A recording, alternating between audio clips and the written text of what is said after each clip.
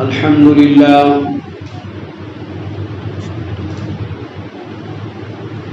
لله كفى وسلام على عباده الذين اصطفى أما بعد أعوذ بالله من الشيطان الرجيم بسم الله الرحمن الرحيم معزز حاضرین مجلس وسامعین کرام وسامعات معظمات،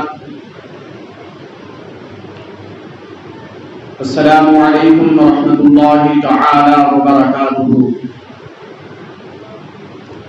آج جمعۃ المبارکہ کے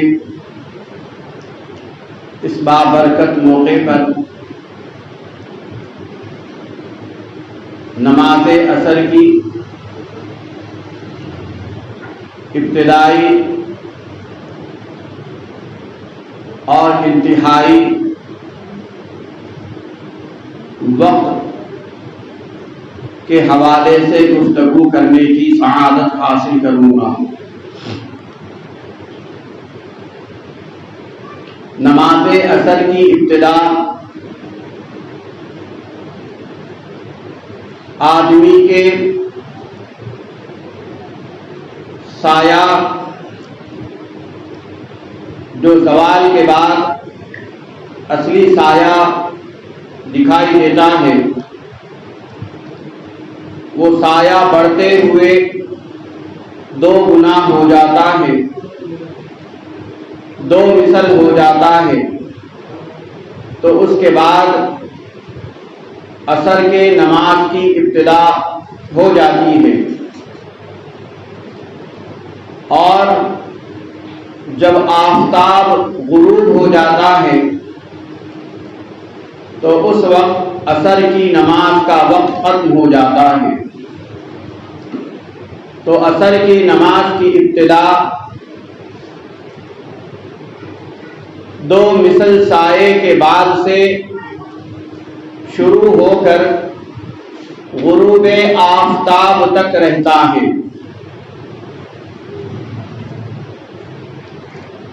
2 مثل سائے کے بعد سے لے کر غروب آفتاب تک عصر کی نماز ادا کرنا درست ہے۔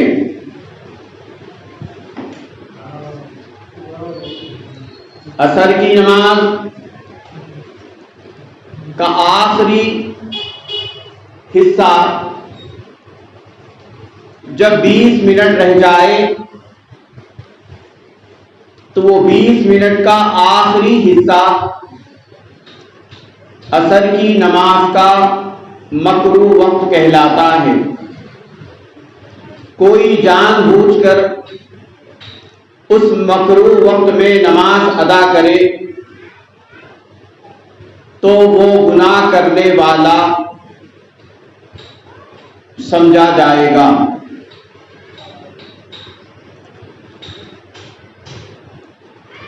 فقہاء نے فرمایا ہے کہ اگر کوئی کسی عذر قوی کی وجہ سے آدمی کو نیند لگ گئی تھی، یا کسی سفر کی وجہ سے تاخیر ہو گئی ہو، یا کوئی بھی عذر قوی ہو جس کی وجہ سے وہ عصر کی نماز نہ پڑھ سکا، اور پھر مکروہ وقت آ گیا، تو وہ مکروہ وقت میں بھی اس کو نماز ادا کر لینا چاہیے، اس پر کوئی الزام نہیں ہوگا۔ یہاں تک کہ کسی کو نیند لگ جائے اور وہ اس وقت بیدار ہو جب غروب آفتاب کے لیے صرف اتنا سا وقت اسے ملے کہ وہ پہلی رکعت کا سجدہ کر سکتا ہے، اس نے غروب آفتاب سے پہلے اتنے وقت میں اس نے نماز عصر شروع کی، کہ پہلی رکعت کا سجدہ کیا، اس کے بعد غروب آفتاب ہو گیا، تو اب اس کی نماز ادا کہلائے گی، اس کی نماز ضائع کرنا نہیں کہا جائے گا۔ فقہا نے کہا کہ اگر کوئی کسی وجہ سے اس کی عصر کی نماز ضائع ہونے کا اندیشہ ہو اور اتنا وقت باقی رہ جائے کہ وہ ایک رکعت کا سجدہ کر سکتا ہو، تو وہ اپنی نماز کا آغاز کر لے، اگرچہ اس کی پوری نماز غروب آفتاب کے بعد تکمیل پائے، لیکن وہ عصر کی نماز پڑھنے والوں میں شمار ہوگا۔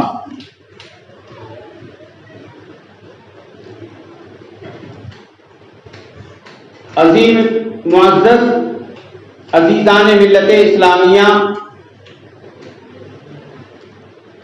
اور ایک وقت یہ ہے کہ عصر کی نماز ادا کرنے کا افضل وقت اور مستحب وقت کیا ہے؟ آقا کریم علیہ الصلوۃ والسلام نے ارشاد فرمایا ہے، اور آقا کریم علیہ الصلوۃ والسلام کا عمل احادیث مقدسہ سے ثابت ہے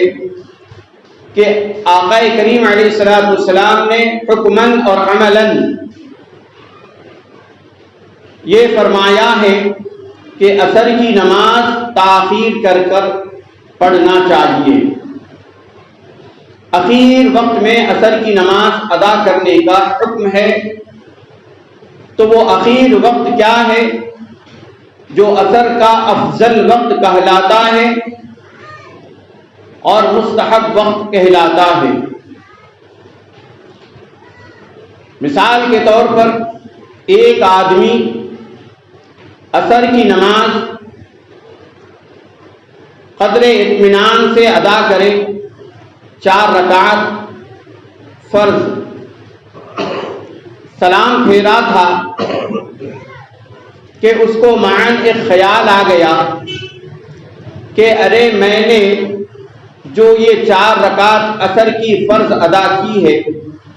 بے وضو ادا کر دی، میرا تو وضو نہیں تھا، میں نے عصر کی نماز ادا کر دی۔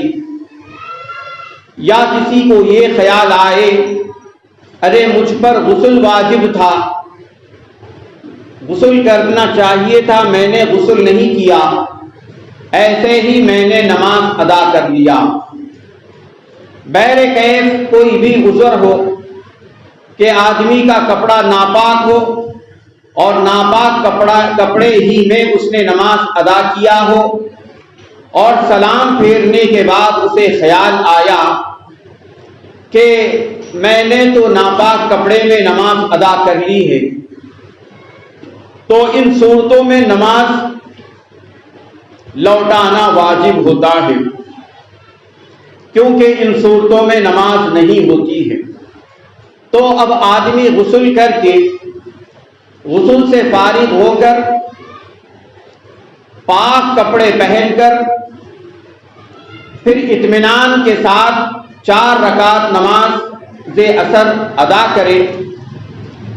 تو یہ جو پورا عمل جو اس نے کیا ہے، پہلے 4 رکعت پڑھا تھا، پھر اس پر گمان غالب ہوا کہ میری نماز ضائع ہو گئی ہے، اس کے بعد اس نے غسل کیا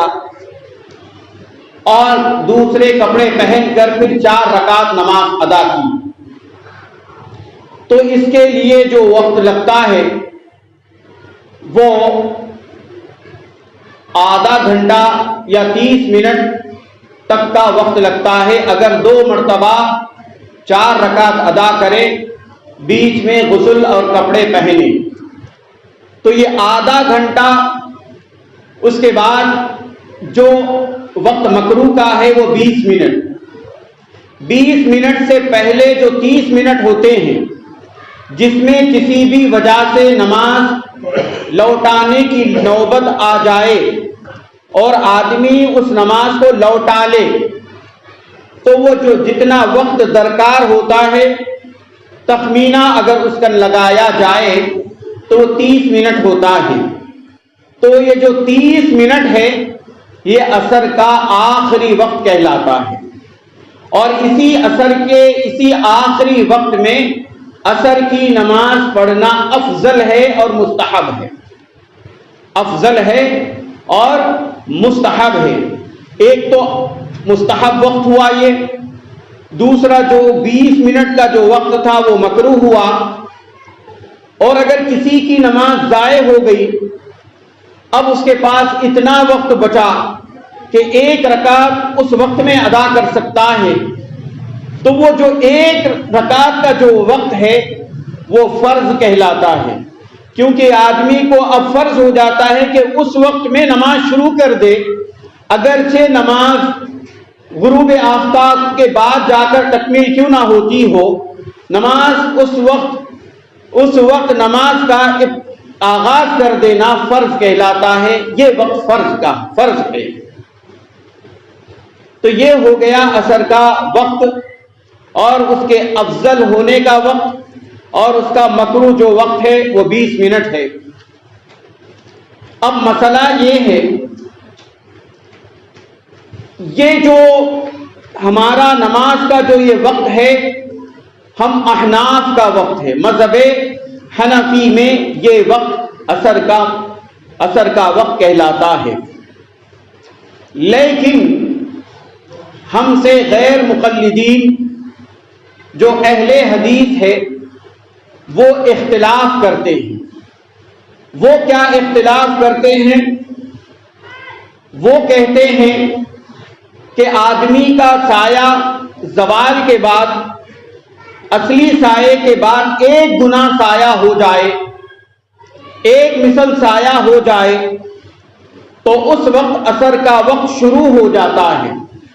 عصر کے وقت کی ابتدا ہو جاتی ہے. ہم احناف یہ کہتے ہیں کہ آدمی کا سایہ اصل سائے کے علاوہ 2 گنا سایہ ہونے کے بعد عصر کے نماز کی ابتدا ہوتی ہے. غیر مقلدین ایک مثل سائے کے بعد جو عصر کے نماز کا جو ابتدائی وقت کا دعویٰ کرتے ہیں، اس کے لیے وہ ایک حدیث حوالہ دیتے ہیں، بطور دلیل پیش کرتے ہیں. وہ حدیث ہے حضرت جبریل علیہ السلام کے حوالے سے. اس کو حدیث جبریل بھی کہا جاتا ہے، امامت حضرت جبریل بھی کہا جاتا ہے. آقا کریم علیہ السلام کو امامت کرانے کے لیے حضرت جبریل علیہ السلام 2 دن آئے تھے مستقل. پہلے دن بھی نماز پڑھایا، دوسرے دن بھی نماز پڑھایا. پہلے دن جو عصر کی نماز حضرت جبریل علیہ السلام نے پڑھائی وہ ایک مثل سایہ ہونے کے بعد پڑھائی. اب یہ ایک مثل سایہ ہونے کے بعد نبی پاک علیہ السلام نے عصر کی نماز ادا کی. اسی کو حوالہ دیتے ہوئے غیر مقلدین کہتے ہیں کہ ہم حدیث پر عمل کر رہے ہیں اس وجہ سے کہ حضرت جبریل علیہ السلام نے عصر کی نماز پہلے دن ایک مثل سایہ ہونے کے بعد پڑھائی تھی. ان کے اس دلیل کے جواب میں ہم بھی ایک دلیل حدیث بطور دلیل حدیث لاتے ہیں. وہ حدیث یہ ہے کہ آقا کریم علیہ السلام نے ظہر کی نماز ایک مثل سایہ ہو جانے کے بعد ادا فرمائی اور تاکیدن ادا فرمائی، اور حکم بھی دیا کہ ظہر کی نماز کو ٹھنڈا کر کے ادا کیا کرو. تو ٹھنڈا کر کے ادا کیا کرو یہ حکم بھی فرمایا، اور ایک مثل سایہ ہو جانے کے بعد آپ نے ظہر کی نماز ادا کی. ہمارے پاس یہ دلیل ہے۔ اب ان دونوں احادیث کو دیکھا جائے تو معلوم یوں ہو رہا ہے کہ ایک ہی وقت میں دو نمازیں ہیں، ظہر کے وقت میں عصر کی نماز بھی پڑھی جا رہی ہے، کیونکہ ایک وقت نماز کا ایک وقت جب تک کمپلیٹ نہیں ہو جاتا اس وقت تک دوسری نماز کا وقت شروع نہیں ہوتا۔ اب اس حدیث میں، ان دونوں حدیثوں میں یہ نظر آ رہا ہے کہ ایک مرتبہ جبریل علیہ السلام مثل اول کے بعد نماز عصر پڑھائی اور آقا کریم علیہ السلام نے مثل اول کے بعد ظہر کی نماز ادا کی، تو بظاہر یہ دونوں حدیثوں میں ٹکراؤ نظر آ رہا ہے، ٹکراؤ نظر آ رہا ہے، تعارض نظر آ رہا ہے، بظاہر تضاد نظر آ رہا ہے، کیونکہ ایک وقت دو نمازیں پڑھنا ظاہر ہو رہا ہے۔ تو جب فقہائے اکرام جب یہ دیکھتے ہیں کہ کوئی روایت ایک دوسرے سے ٹکرا رہی ہو، کیا کوئی آیتیں، دو آیتیں ایک دوسرے سے ٹکراتی ہوئی بظاہر نظر آ رہی ہو، یا عمل نبی پاک علیہ السلام کا بظاہر ٹکراتا ہوا نظر آ رہا ہے، تو فقہائے کرام اس پر ایک اصول کو استعمال کرتے ہیں، ایک قاعدے اور قانون کے تحت ان دونوں حدیثوں کو دیکھتے ہیں اور اس قانون کے پیمانے پر رکھ کر کس کو ترجیح دینا ہے، کس پر عمل کرنا ہے اور کس پر ایمان رکھنا ہے، یہ فیصلہ کرتے ہیں۔ تو فقہائے احناف نے دیکھا کہ یہ دونوں حدیثوں کے زمانے کون سے ہیں، کیونکہ فقہا دیکھتے ہیں کہ جب دو روایتیں آپس میں ٹکرا رہی ہو تو اس کا قاعدہ قانون یہ ہے فقہ کا کہ زمانہ دیکھا جاتا ہے کہ یہ کون سے زمانے کی حدیث ہے اور یہ کون سے زمانے کی حدیث ہے، یہ روایت کس دور کی ہے، یہ روایت کس دور کی ہے۔ تو فقہائے احناف نے جب دیکھا کہ حضرت جبریل علیہ السلام پہلی مرتبہ آ کر، پہلے دن آ کر جو مثل اول کے بعد جو عصر کی نماز پڑھائی تھی وہ دور اول کی حدیث ہے، یعنی مکہ مکرمہ میں آپ جب مقیم تھے آقا کریم علیہ السلام ہجرت سے پہلے دور اسلام کے اول دور میں، اس وقت یہ عصر کی نماز اس وقت حضرت جبریل علیہ السلام نے پڑھائی تھی، اور آقا کریم علیہ السلام نے اسی مثل اول کے بعد جو ظہر کی نماز ادا کی ہے وہ ہجرت کے بعد مدینۃ المنورہ میں آپ قیام فرمانے کے بعد اس وقت ظہر کی نماز مثل اول کے بعد ادا فرمائی تھی۔ تو اب یہاں پر دو زمانے الگ الگ فقہا کو مل گئے، دو زمانے الگ الگ مل گئے، جبریل علیہ السلام کی امامت کا زمانہ بھی ملا اور نبی پاک علیہ السلام کے ظہر کا مثل اول کے بعد ادا کرنے کا زمانہ بھی مل گیا، یہ زمانے ڈکلیئر ہو گئے۔ جب زمانے ڈکلیئر ہوتے ہیں تو پھر قانون کے تحت فقہاء کرام یہ حکم لگاتے ہیں کہ جو دور اول کا جو واقعہ ہے، دور اول کا جو حکم ہے، دور اول کا جو عمل ہے اسے منسوخ قرار دیتے ہیں، اور دور آخر کا جو عمل ہوتا ہے، دور آخر کا جو حکم ہوتا ہے نبی پاک علیہ السلام کا، اس کو ناسخ کہتے ہیں، ناسخ کا حکم لگاتے ہیں۔ تو منسوخ کا حکم یہ ہوتا ہے کہ کوئی آیت مبارکہ ہو یا حدیث مقدسہ ہو، اگر وہ منسوخ کے قاعدے کے تحت آ جائے، منسوخ کے قانون کے تحت اگر وہ آ جائے تو اس پر حکم یہ ہوتا ہے کہ اس کے عمل کو چھوڑ دیا جاتا ہے، اس کے اوپر ایمان کو برقرار رکھا جاتا ہے، اور جو ناسخ جس آیت و روایت پر ناسخ کا حکم فقہا لگاتے ہیں اس پر ایمان بھی برقرار رہتا ہے اور اس پر عمل ہمیشہ ہمیشہ کے لیے جاری قرار دیا جاتا ہے۔ تو فقہاء کرام کی روشنی میں ہمیں یہ مسئلہ سمجھ آیا اور فقہاء نے اسی لیے یہ حکم دیا ہے کہ آقا کریم علیہ الصلوۃ والسلام نے دور اول میں مثل اول کے بعد عصر کی نماز بھی ادا کی اور دور آخر میں مثل اول کے بعد ظہر کی نماز ادا کی۔ تو ہم نے ان دونوں باتوں کو دیکھ کر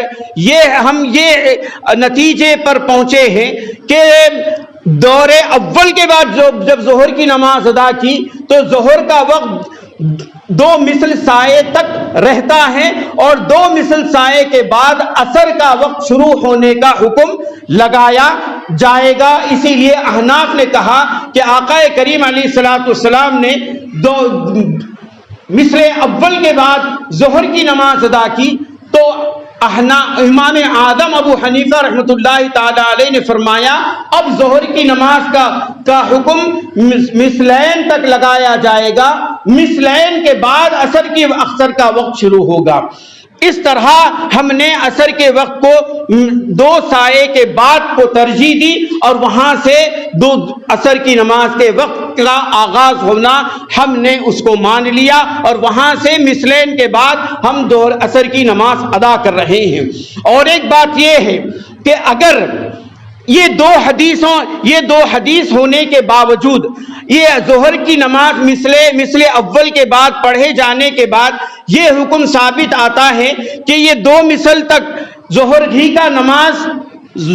کا نماز باقی رہتا ہے، ظہر کا نماز زوال سے لے کر مثلین تک رہتا ہے۔ اگر اس کے بیچ میں عصر کی نماز اگر ہم پڑھیں گے تو یہ ہم پر الزام آئے گا اور یہ الزام آتا ہے کہ ایک ہی وقت میں 2 نمازیں ادا کی گئی اور ایک وقت میں 2 نمازیں ادا کی جائے تو ایک نماز تو ادا ہوگی لیکن دوسری نماز جو ادا کی گئی وہ وقت سے پہلے ادا کیے جانے کا اس پر حکم آئے گا اور وقت سے پہلے جو نماز ادا کی جائے گی وہ نماز کے ادا ہونے کا اور نماز کے تسلیم کیے جانے کا حکم اس پر نہیں آئے گا بلکہ ترک صلاۃ کا حکم آئے گا۔ اس لیے غیر مقلدین اہل حدیث جو مثل اول کے بعد عصر کی نماز ادا کر رہے ہیں تو گویا کہ وہ مستقلاً